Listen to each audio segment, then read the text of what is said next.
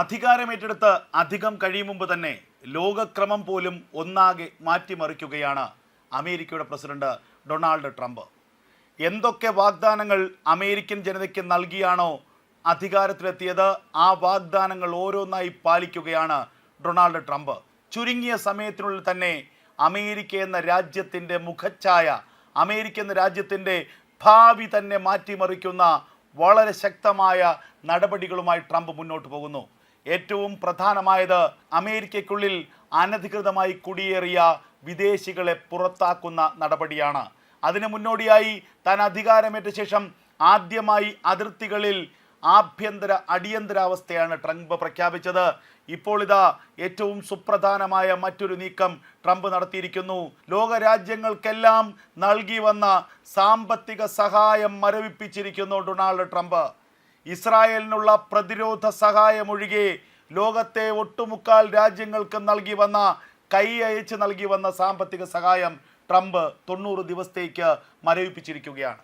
അമേരിക്കയിൽ നിന്ന് കൈനീട്ടി പണം വാങ്ങി, അതും പല രീതികളിലുള്ള ഫണ്ടിങ്ങിൻ്റെ പേരിൽ.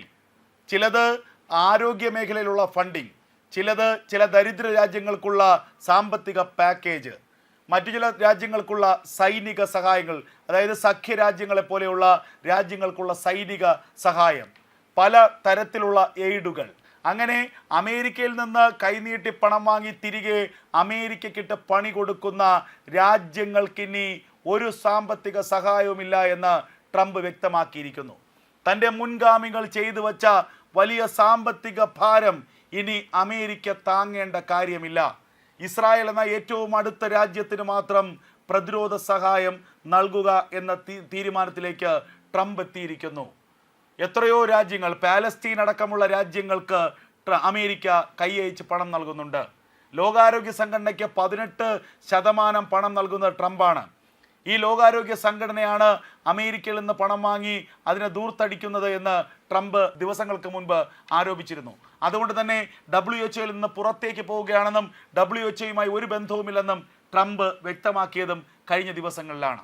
അപ്പോൾ ഈ അമേരിക്ക എന്ന രാജ്യം ഇത്തരത്തിൽ വർഷങ്ങളായി ലോകത്തെ ദരിദ്ര രാജ്യങ്ങൾക്ക്, വികസ്വര രാജ്യങ്ങൾക്ക്, വികസിത രാജ്യങ്ങൾക്കൊക്കെ നൽകി വന്ന സാമ്പത്തിക സഹായം പൊടുന്നനെ നിർത്തലാക്കിയിരിക്കുന്നു ട്രംപ്. വിപ്ലവകരമായ തീരുമാനമാണ് ട്രംപ് നടപ്പാക്കുന്നത്. അടുത്തത്, രാജ്യത്തേക്ക് കുടിയേറിയ അനധികൃത കുടിയേറ്റക്കാരെ ഒന്നടങ്കം രാജ്യത്തിന് പുറത്താക്കുന്നു. അതിനുവേണ്ടി സൈന്യത്തിന് സർവ്വ അധികാരങ്ങളും നൽകുകയാണ്. അനധികൃതമായി എത്രയോ പതിറ്റാണ്ടുകളായി അമേരിക്കയിൽ കഴിഞ്ഞുകൂടുന്ന എല്ലാ രാജ്യത്തെയും പൗരന്മാരെ സൈന്യം പിടികൂടി അമേരിക്കൻ വ്യോമസേനയുടെ വിമാനത്തിൽ വിവിധ രാജ്യങ്ങളിലേക്ക് അയക്കുകയാണ്. ഇനി ഒരു അനധികൃത കുടിയേറ്റക്കാരനും അമേരിക്കയിൽ വേണ്ട. അർഹതപ്പെട്ട വിസ നൽകി അമേരിക്ക സ്വീകരിക്കുന്ന തൊഴിലാളികൾ മതി അമേരിക്കയിൽ ഇനി എന്ന വമ്പൻ പ്രഖ്യാപനം ട്രംപ് നടത്തിയിരിക്കുന്നു. ട്രംപിൻ്റെ ഈ നീക്കത്തിൽ ഭയന്ന് വിറയ്ക്കുകയാണ് ലോകത്തെ പല രാജ്യങ്ങളും.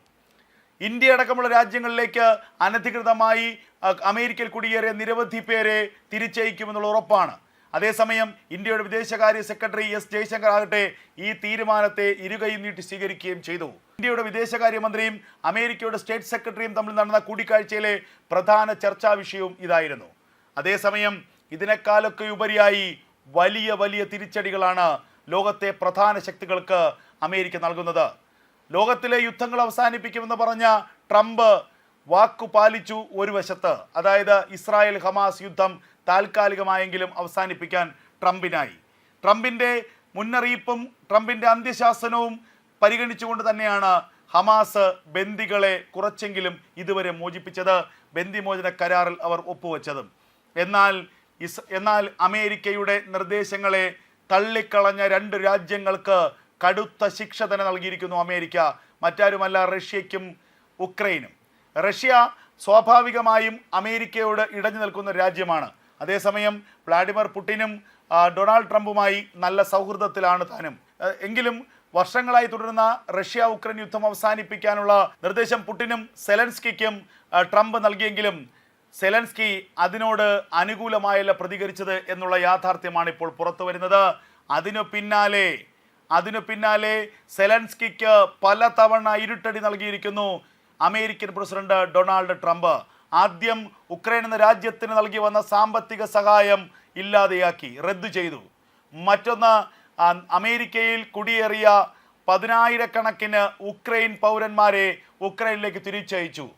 മറ്റൊന്ന്, ഉക്രൈൻ അതിർത്തികളിൽ പുനർനിർമ്മാണത്തിന് അമേരിക്ക നേരിട്ട് ഇടപെടൽ തുടങ്ങാനുള്ള തീരുമാനമായി. സെലൻസ്കിയെ സംബന്ധിച്ച് ഇതെല്ലാം തന്നെ ഒരിക്കലും പ്രതിരോധിക്കാൻ കഴിയാത്ത തിരിച്ചടികളാണ്.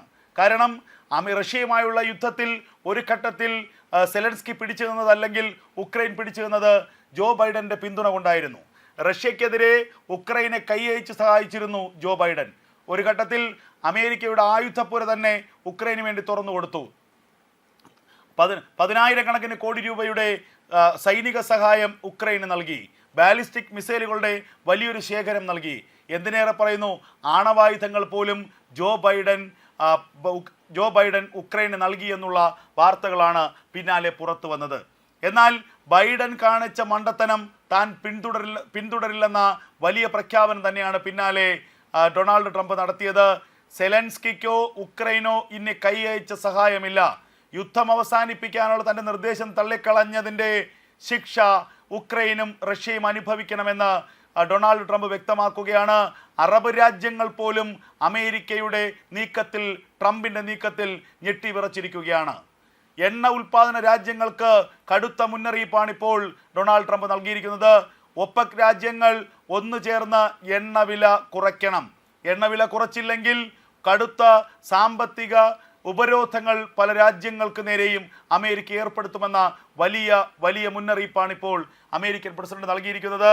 അതുമാത്രവുമല്ല, നിലവിൽ എണ്ണവില കുറച്ച് ലോകത്തെ എണ്ണ വിതരണത്തിൻ്റെ വലിയൊരു ഭാഗവും പിടിച്ചെടുത്തത് റഷ്യയാണ്. ഇന്ത്യ പോലും ഇപ്പോൾ റഷ്യയിൽ നിന്നാണ് എണ്ണ വാങ്ങുന്നത്. ലോകത്തെ തന്നെ ഏറ്റവും പ്രധാനപ്പെട്ട എണ്ണ ഉൽപ്പാദന രാജ്യങ്ങളിലൊന്നുകൂടിയാണ് റഷ്യ. ഇത്തരത്തിൽ ലഭിക്കുന്ന ഭീമമായ പണം ഉപയോഗിച്ചുകൊണ്ടാണ് ഉക്രൈനിലേക്കുള്ള യുദ്ധം റഷ്യ നടത്തുന്നത് എന്നതും ട്രംപിനെ ഇപ്പോൾ ഇക്കാര്യത്തിൽ ഇരുത്തി ചിന്തിപ്പിക്കാൻ പ്രേരിപ്പിക്കുന്നുണ്ട്.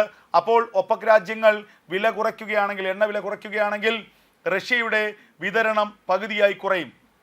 റഷ്യയുടെ സാമ്പത്തിക വരുമാനത്തിന് വലിയ തിരിച്ചടി ഉണ്ടാകും. ആ ഒരു ഘട്ടത്തിൽ സാമ്പത്തിക പരാധീനതയിലേക്ക് പോകുമ്പോൾ യുദ്ധത്തിൽ നിന്ന് സ്വാഭാവികമായും റഷ്യ പിന്മാറും. അങ്ങനെ നേരിട്ടല്ലെങ്കിൽ കൂടി പലതരത്തിൽ റഷ്യയ്ക്ക് മേൽ ഉപരോധം ഏർപ്പെടുത്തിക്കൊണ്ട് റഷ്യയെ സാമ്പത്തികമായി തകർത്തുകൊണ്ട് യുദ്ധമില്ലാതാക്കാനുള്ള ശ്രമങ്ങളാണ് ഡൊണാൾഡ് ട്രംപ് നടത്തുന്നത്. അത്തരത്തിൽ റഷ്യയെ നിയന്ത്രിക്കാനുള്ള വലിയ പരിശ്രമങ്ങൾ, ഉക്രൈനെ നിയന്ത്രിക്കാനുള്ള വലിയ പരിശ്രമങ്ങൾ, അറബ് രാജ്യങ്ങളുടെ വലിയ മുന്നേറ്റങ്ങളെ നിയന്ത്രിക്കാനുള്ള പരിശ്രമങ്ങൾ ഒക്കെ നടത്തുമ്പോഴും ഇസ്രായേലിനെയും ഇന്ത്യയും ഒക്കെ കൈയച്ച് സഹായിക്കുകയാണ് പല തരത്തിലും പല രീതിയിലും ട്രംപും ട്രംപിൻ്റെ ഭരണകൂടവും. ഇത് വലിയൊരു പ്രതീക്ഷ നൽകുകയാണ്. ഇനിയുള്ള ലോകം നിയന്ത്രിക്കുന്നത് അമേരിക്കയും ഇസ്രായേലും ഇന്ത്യയും അടക്കമുള്ള അച്ചുതണ്ടായിരിക്കുമെന്നുള്ള കാര്യത്തിൽ യാതൊരു തർക്കവുമില്ല. ഇന്ത്യൻ പ്രധാനമന്ത്രി നരേന്ദ്രമോദിയുമായുള്ള ഊഷ്മള ബന്ധം ഇന്ത്യക്ക് വലിയ ഗുണകരമാകും. അനധികൃത കുടിയേറ്റക്കാരെ പൂർണ്ണമായും ഒഴിപ്പിക്കുമ്പോൾ വൻതോതിലുള്ള തൊഴിലവസരങ്ങളായിരിക്കും അമേരിക്കയിൽ രൂപപ്പെടുക. ഇന്ത്യ പോലെയുള്ള അഭ്യസ്ത വിദ്യർ ഏറെയുള്ള, മാൻ പവർ ഏറെയുള്ള ഒരു രാജ്യത്ത് നിന്ന് വൻതോതിലുള്ള റിക്രൂട്ടിംഗ് ആയിരിക്കും അമേരിക്കയിലേക്ക് നടക്കുക. അതുകൊണ്ട് തന്നെ നിലവിൽ ട്രംപ് എടുക്കുന്ന നിർണായക ചരിത്രപരമായ തീരുമാനങ്ങൾ ഇന്ത്യക്ക് വലിയ ഗുണം ചെയ്യുമെന്ന കാര്യത്തിൽ യാതൊരു തർക്കവുമില്ല.